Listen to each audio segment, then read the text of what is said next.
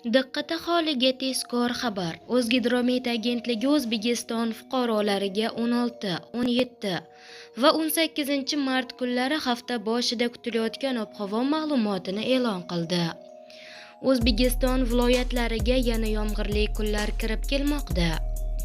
Assalomu alaykum hurmatli tomoshabin, kanalimizga xush kelibsiz. So'nggi va dolzarb yangiliklardan birinchilardan bo'lib xabardor bo'lishni istasangiz kanalimizga obuna bo'lib, like tugmachasini bosib qo'yishni unutmang.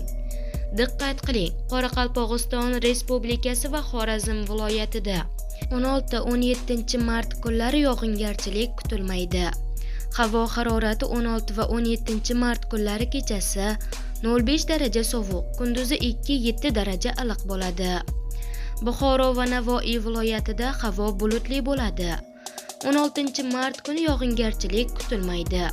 Faqatgina 18 mart kuni ayrim joylarda yomg'ir yog'ishi mumkin. Havo harorati 16 martdan 18 mart kunlarigacha kechasi 5-10 daraja iliq, kunduz kunlari 10-15 daraja iliq bo'ladi. Faqat Navoiy viloyatining shimolida kechasi 15, 16, 17 mart kunlari 3 daraja sovuq, kunduz kunlari esa 2-7 daraja iliq bo'ladi. Toshkent, Sirdaryo, Jizzax va Samarqand viloyatida 18 martda ayrim joylarda yomg'ir yog'ishi mumkin. Havo harorati 16 mart kuni kechasi 2-7 daraja iliq, 17 mart kuni kechasi esa 3-8 daraja iliq, kunduz kunlari 14-19 daraja iliq bo'ladi. Qashqadaryo va Surxondaryo viloyatida havo o'zgaruvchan bo'ladi. 16 mart kuni yog'ingarchilik kutilmaydi.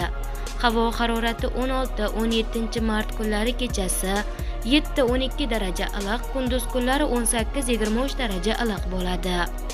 Andijon, Namangan va Farg'ona viloyatida 16 mart kuni yog'ingarchilik kutilmaydi. Havo harorati kunduzi 10-15 daraja, kechasi esa 0,5 daraja iliq bo'ladi.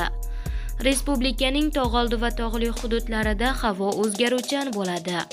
Vaqti bilan yog'ingarchilik, yomg'ir va qor yog'adi. Faqat 16 mart kuni yog'ingarchilik kutilmaydi. Harorat kechasi 16 martda 0,5 daraja sovuq, 17-18 mart kunlari ham 0,5 daraja sovuq, kunduz kunlari 5-10 daraja issiq bo'ladi, deyiladi xabarda.